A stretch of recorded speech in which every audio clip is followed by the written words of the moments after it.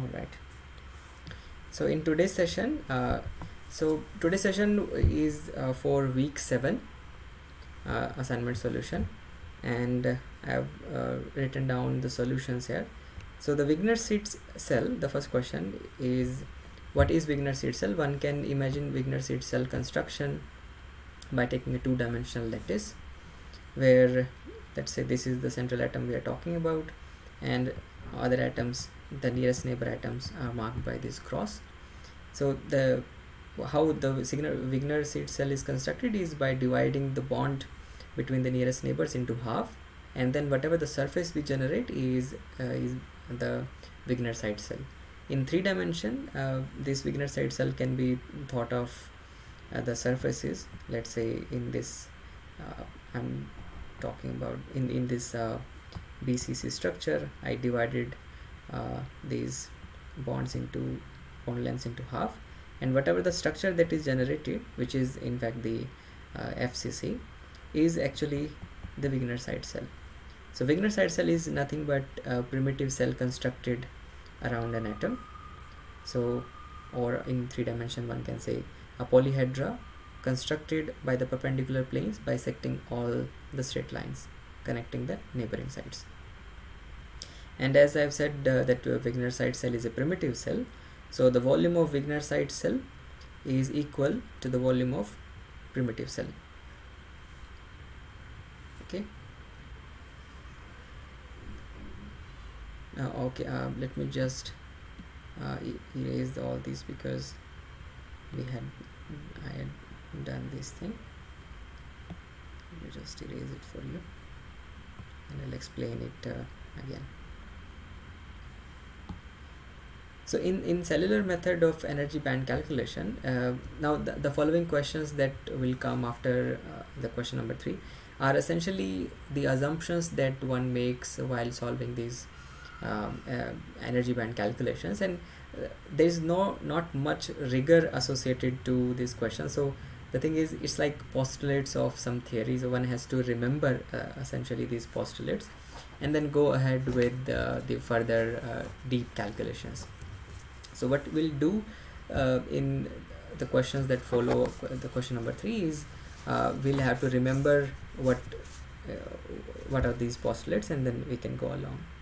So in the cellular method of energy band calculations, there is an assumption that the crystal potential is assumed to be spherically symmetric inside the Wigner side cell that is constructed.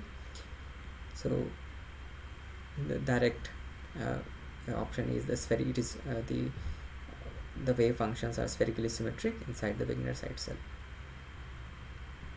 Now question number 4 is associated with muffin tin potentials. What is the correct statement for the muffin tin potential?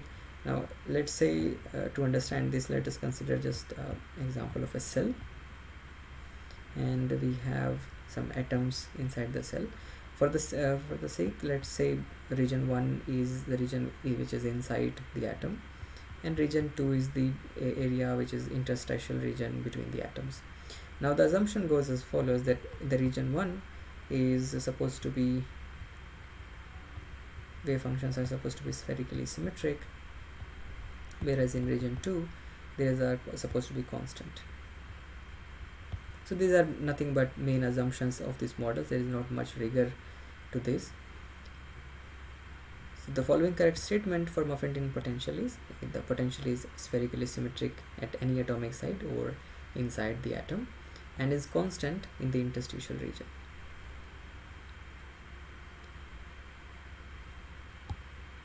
Okay.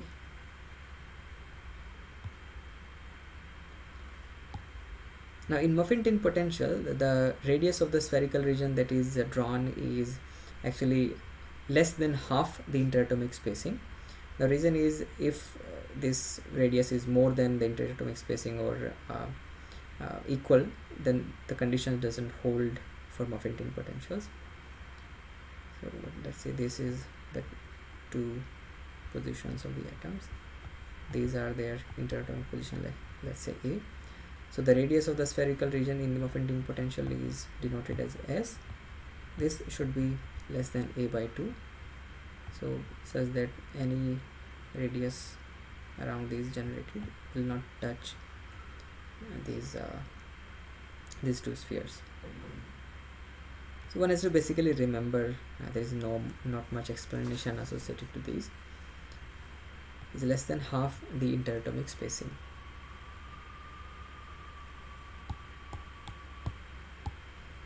Now next question is imposing the boundary conditions in muffin tin type potential.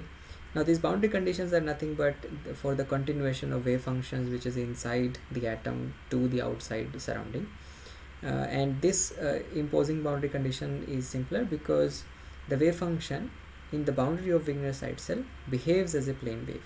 Inside it was spherically symmetric and outside it was constant, but at the boundary this function behaves as a plane wave. Just a second, let me admit.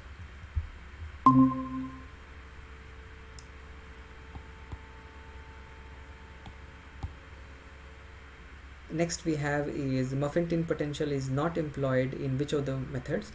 Now as we have seen in the course modules, in the green function method, augmented plane wave method, and the linearized APW method, all these three method employs muffin tin potentials, whereas the only method, orthogonalized plane wave method, that is that doesn't employ muffin tin potentials. So the correct option we have for the present module, for the present question, is option D.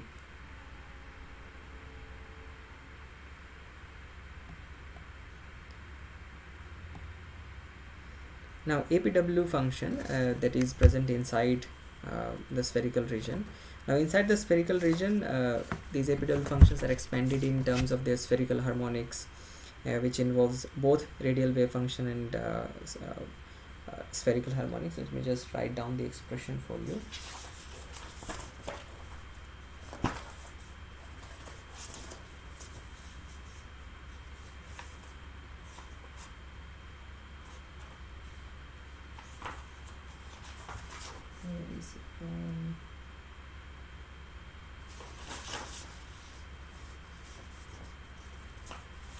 Okay, I think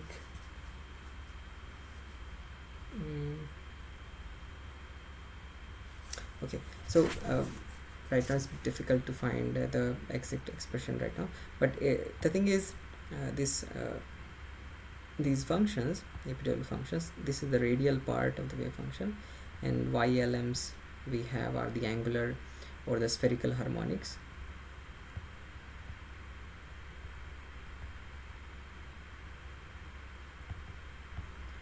Associated to the APW function. So this is again a sort of remembering thing that APW function inside the spherical region has energy dependence both on the radial wave function and the spherical harmonic, because the way one starts the constructing these APW function is by assuming that there are psi LMs, that is the wave function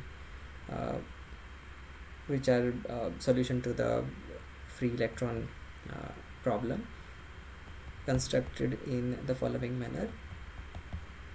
So if one starts with this thing, then one ends up in both radial and so it is energy dependence and radius dependence. So we start from the functions which are a solution to the free electron problem. So if one starts with psi LM, then the APW functions, finally one gets to the exact solution, has energy dependence and depends on both radial and so correct option is option number 4.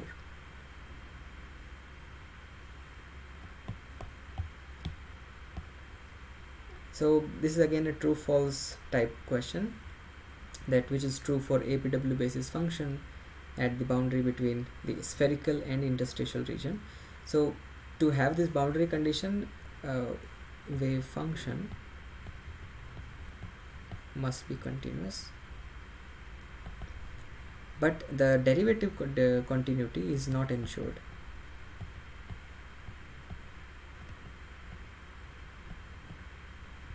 And derivative is nothing but slope of the wave function.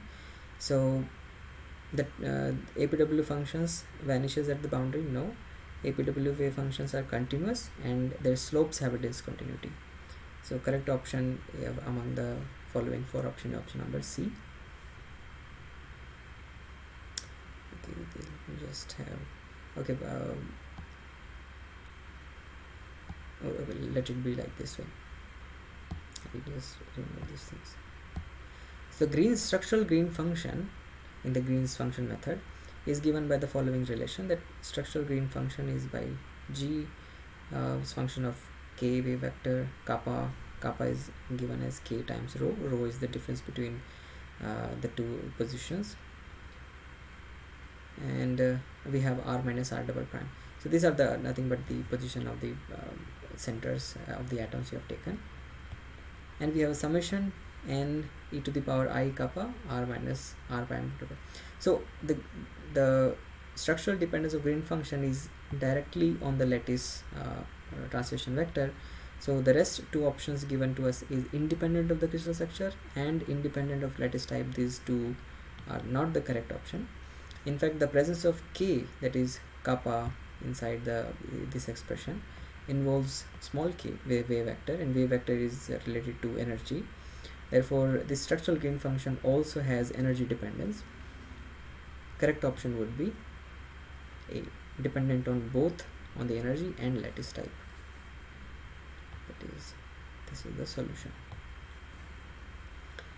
And finally, what we had in this module is actually this 4 option corresponds to a theorem in energy band calculation known as addition theorem of angular momentum, which when written down in terms of spherical coordinates, that is r theta phi, it looks as follows. Summation that goes from m minus l to plus l.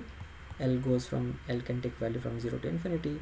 YLM ki, YLM kj is equal to 12% by 4 pi, and these are polynomials.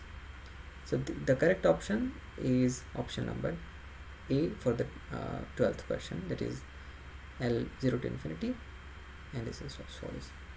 So the questions in present module were actually nothing but the assumptions in these theories. So there is not mathematical rigor associated to this question. One has to remember these statements or postulates or assumptions.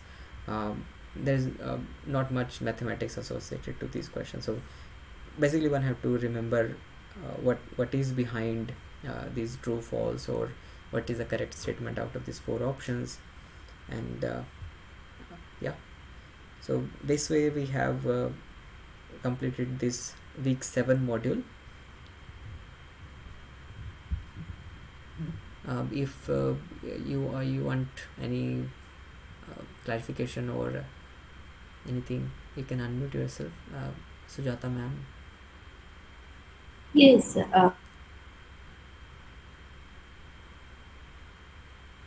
material or the lectures were quite difficult in this week. So I'm a bit puzzled what to do regarding the final exam. We have to go through the do treatment or what? What your suggestion?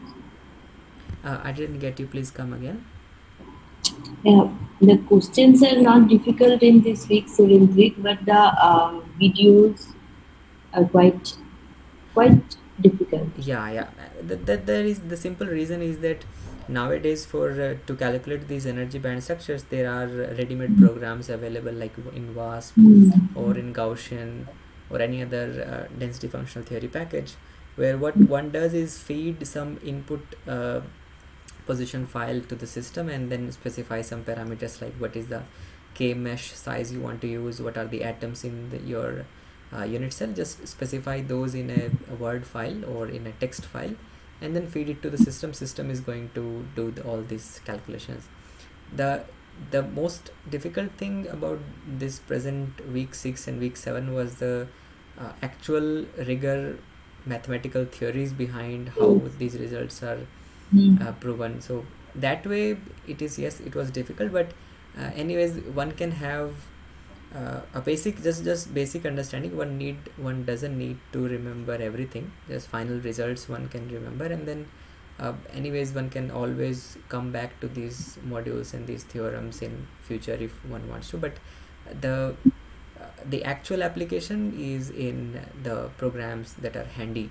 So don't Programs are user friendly, I yes, know, but actually, if anyone has to teach it again, then it is very yeah, difficult. then one really has to have to be experienced about uh, how And the ways it goes on, I mean, the output file that we get generally are that are not always understandable. uh-huh. The results are okay, but Yes, yes, output yes, not yes, yes, yes, exactly. yes, So yes, yes.